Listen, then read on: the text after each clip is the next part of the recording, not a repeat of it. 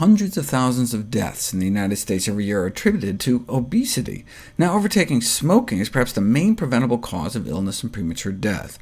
In particular, excess body fatness is an important cause of most cancers, according to a meta-analysis of studies done to date. For some cancers, about half of cases may be attributable to just being overweight or obese. What's the connection, though? Why do individuals who are obese have increased cancer risk? To answer this question, we must consider the biochemical consequences of obesity, like IGF-1. Insulin-like growth factor 1 is a cancer-promoting growth hormone associated with a variety of common cancers in adults, as well as children. Kids who got cancer had about 4 times the levels of IGF-1 circulating in their bloodstream, whereas people growing up with abnormally low levels of IGF-1 don't seem to get cancer at all, 0 cases out of 300 people.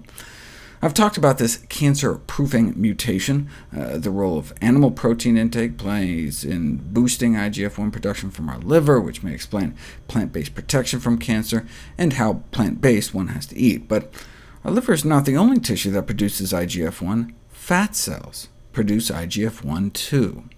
This may help explain this 21st century cancer epidemic caused by obesity.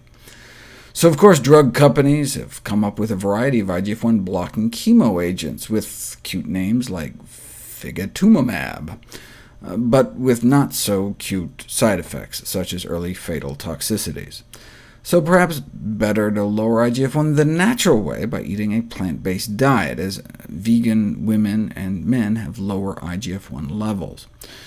Maybe, though, it's just because they're so skinny. The only dietary group that comes close to the recommended BMI of 21 to 23 were those eating strictly plant-based diets. So maybe it's the weight loss that did it. Maybe we can eat whatever we want as long as we're skinny enough.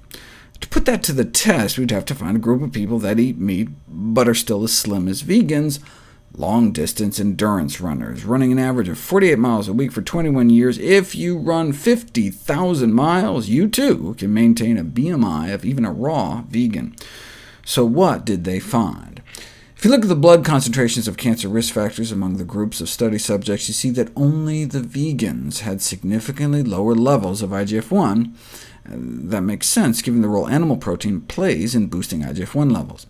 But the vegan group didn't just eat less animal protein, they ate fewer calories, and in rodents at least, caloric restriction alone reduces IGF-1 levels. So, OK, maybe low IGF-1 levels among vegans isn't due to their slim figures, but maybe the drop in IGF-1 in vegans is effectively due to their unintentional caloric restriction. OK, so let's compare vegans to people practicing severe calorie restriction. They recruited vegans from the St. Louis Vegetarian Society and went to the Calorie Restriction Society to find folks practicing severe calorie restriction. What did they find? Only the vegan group got a significant drop in IGF-1.